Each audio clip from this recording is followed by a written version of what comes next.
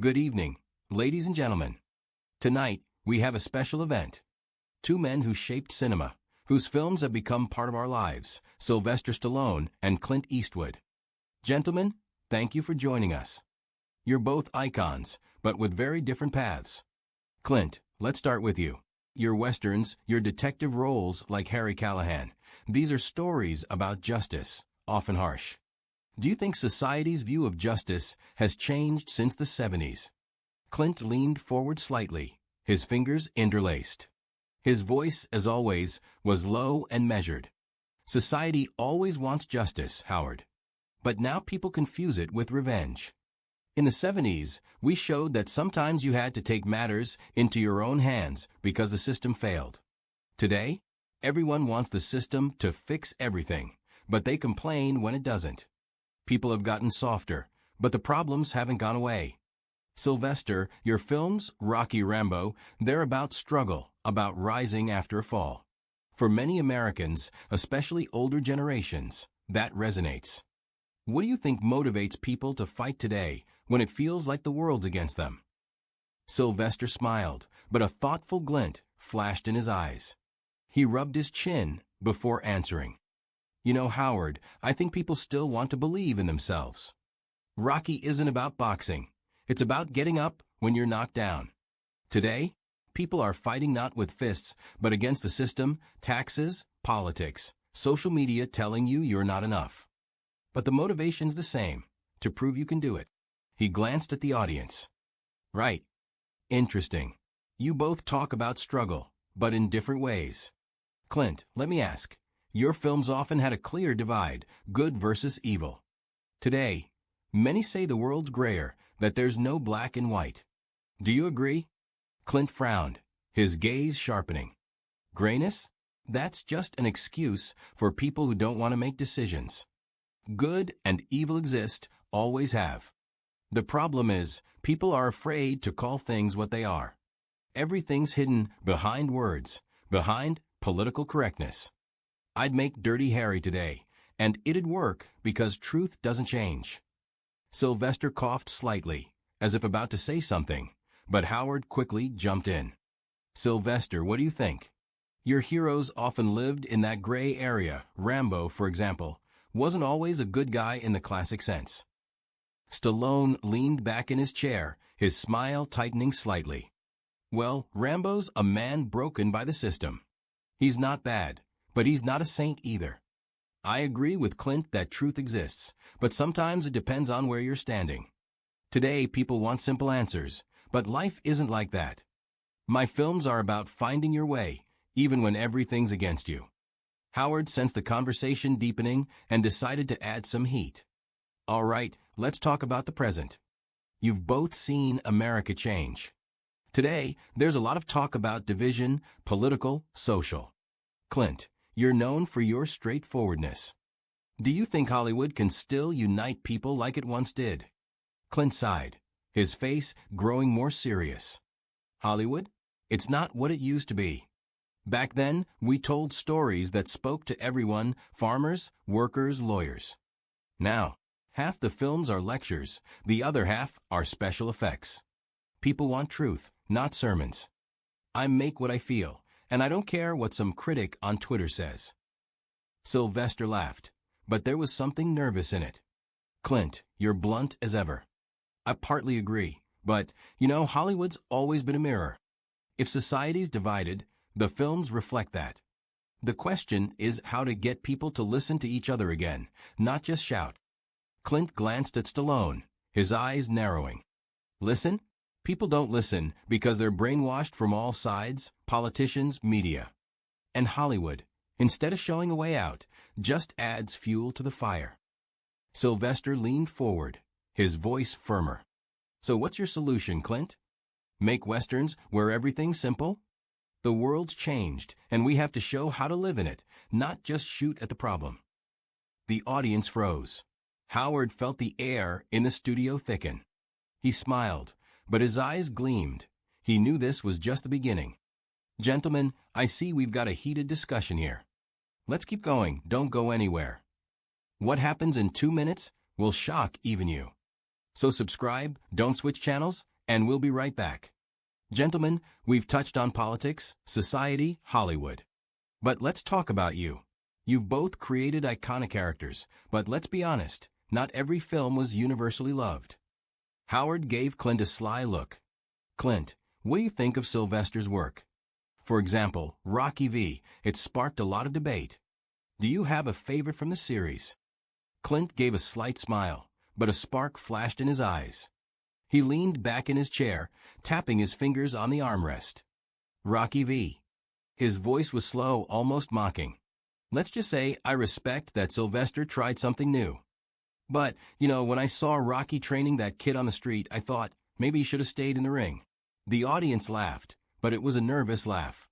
Clint continued, locking eyes with Stallone. The first Rocky, that's a classic. But the fifth? Well, let's say I wouldn't watch it twice. Sylvester, who had been holding a good-natured smile until now, felt his jaw tighten. He leaned forward, his strong hands gripping the armrests. His voice was calm, but carried a clear challenge. Listen, Clint, I appreciate the feedback. He paused, his eyes narrowing. But since we're playing critics, let's talk about Gran Torino. You played this neighborhood savior, but honestly, it felt like you were just replaying yourself from Dirty Harry. Just an old grump with a gun.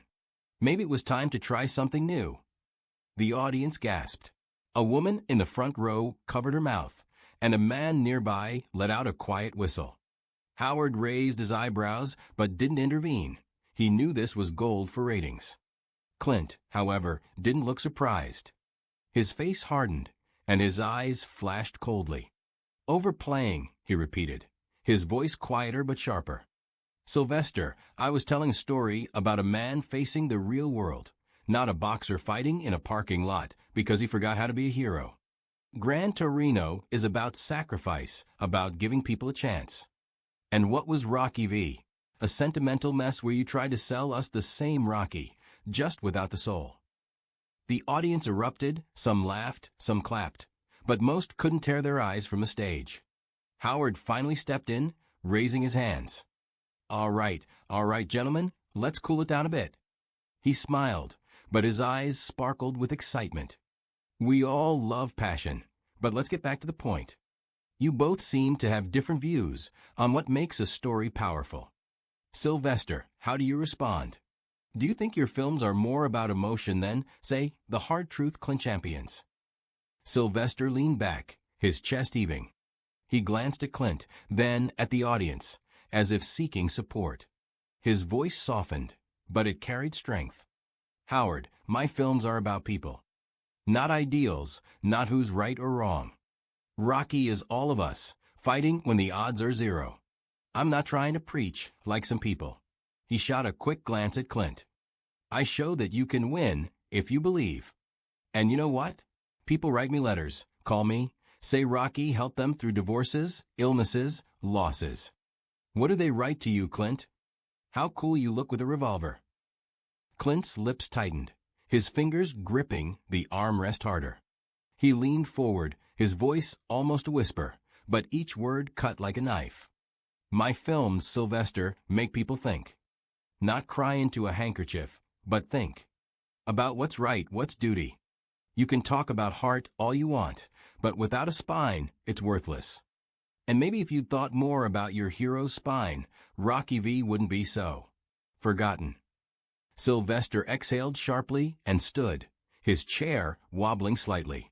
He pointed at Clint, his voice rising but still controlled. Forgotten? Clint, you really want to go there? My films live in people's hearts. Yours? They're in a museum, right next to your westerns, where everything's the same. You can call it spine, but I call it stubbornness.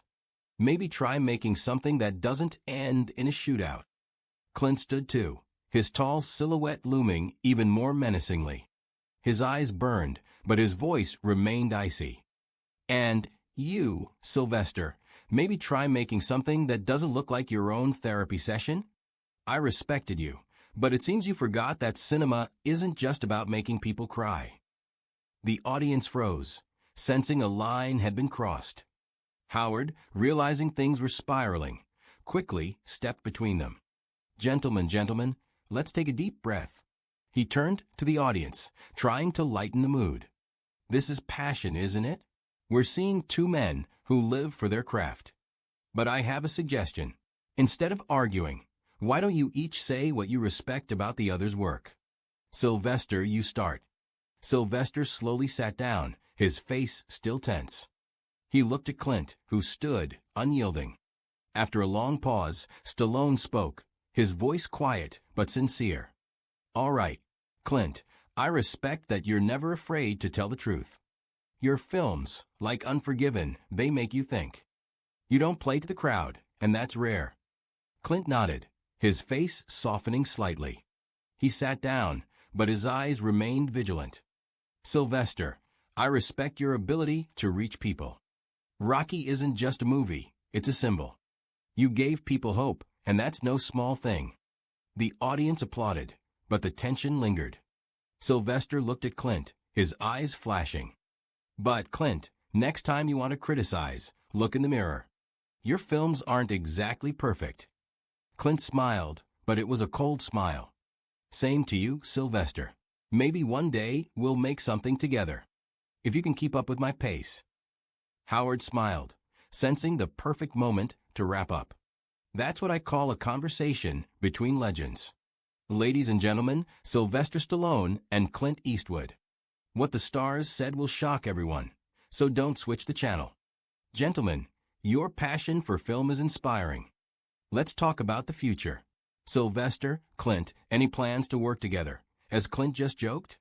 Maybe a joint project. Sylvester, still tense, crossed his arms. His voice was low, with a hint of irony. A joint project? Howard, I'm not sure Clint could keep up with my pace.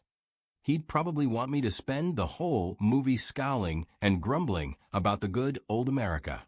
He shot a quick glance at Eastwood. My heroes, fight for something, not just shoot at everyone who annoys them. The audience laughed, but it was a nervous laugh. Clint's eyes narrowed, his lean frame seeming even more imposing. He leaned forward slowly, his voice cold as steel. Sylvester, you talk about heart all the time, but your heroes fight because you don't know how to tell a story without fists. Maybe if you'd made something with depth, like Unforgiven, people wouldn't forget your films after the credits. He paused, his lips curling into a faint smirk. Or do you still think Cobra is a masterpiece? The audience gasped, and someone even shouted, "Whoa!" Sylvester exhaled sharply, his face flushing. He pointed at Clint, his voice growing louder. Cobra? You really went there, Clint? At least my films don't look like they were shot in a museum. Your westerns, your moral dramas, it's all about you standing with a gun, looking cool. Maybe try playing someone who doesn't look like a statue. He turned to the audience, raising his hands. Am I right? The crowd roared with applause, but their voices carried unease. Howard tried to intervene, but Clint beat him to it. He stood from his chair, his tall silhouette dominating the stage. His voice was quiet, but each word struck like a hammer. Sylvester, you can shout about heart all you want, but your films are a show for the crowd. Mine? They make people think. And, you know what? I never made garbage like Stop. Or My Mom Will Shoot. He smirked sarcastically. Maybe you should have stuck to screenwriting. This time, the audience exploded, shouts, laughter, and applause mingled in a chaotic buzz. Sylvester jumped to his feet, his fists clenched. He took a step toward Clint, his eyes blazing. You went too far, old man, he barked. You can call my films whatever you want, but at least I don't hide behind deep stories to cover up that I can't play anything but an angry grandpa. Want to talk about garbage? How about the Pink Panther 2? You looked like a lost tourist in that one. The audience froze, sensing a line had been crossed. Clint stepped toward Sylvester, the two now inches apart. His voice was almost a whisper, but it sent chills down the spine. Careful, Sylvester. You can swing your fists like Rocky, but this isn't a ring. And if you think you can shut me up, go ahead and try. His eyes flashed. But I warn you, I don't go down after the first punch. Sylvester clenched his fist tighter, his chest heaving. It seemed like one more moment, and he'd lunge at Clint. Howard leapt to his feet, his voice trembling with tension. Gentlemen, gentlemen, let's calm down. He stepped between them, arms outstretched. This is a show about dialogue, not boxing. But suddenly, Sylvester froze. His face, still red with anger, broke into a wide grin. He burst out laughing loudly, infectiously, throwing his head back. Clint, still standing with a stone-cold expression, suddenly cracked a smile too. His stern mask shattered, and a mischievous glint appeared in his eyes. "Oh, Clint, you fell for it." Sylvester slapped his knee, still laughing. "I told you he'd pull it off." Clint turned to the audience, his smile widening. He raised his hands as if surrendering. All right, I'll admit, Sylvester got me." He looked at Howard, who stood with his mouth agape. "Howard, you thought we were about to fight? This is Hollywood, buddy. We were just entertaining the crowd." The audience erupted in laughter and applause. The viewers, who had just held their breath, were now laughing, wiping tears from their eyes. A woman in the front row shouted, "You scared us." Howard, still stunned, finally laughed and shook his head. "You two are unbelievable." He turned to the audience. "Ladies and gentlemen, this is what true talent looks like. You just witnessed a masterclass in acting." Sylvester and Clint shook hands, this time genuinely. Sylvester turned to the audience, his voice warm. "Seriously, folks, Clint and I are old friends. We love to rib each other, but respect is the foundation. And, you know what? That's how you should live, argue. But remember, we're all on the same team." Clint nodded, his voice softer. "Sylvester's right. We might not agree, but at the end of the day, we're doing the same thing, telling stories that make you feel. And if we stirred you up tonight, then we did our job." The audience exploded in cheers, standing to applaud. Howard, still smiling, wrapped it up. "Ladies and gentlemen, this was unforgettable. Sylvester Stallone, Clint Eastwood. Thank you for a show we'll never forget."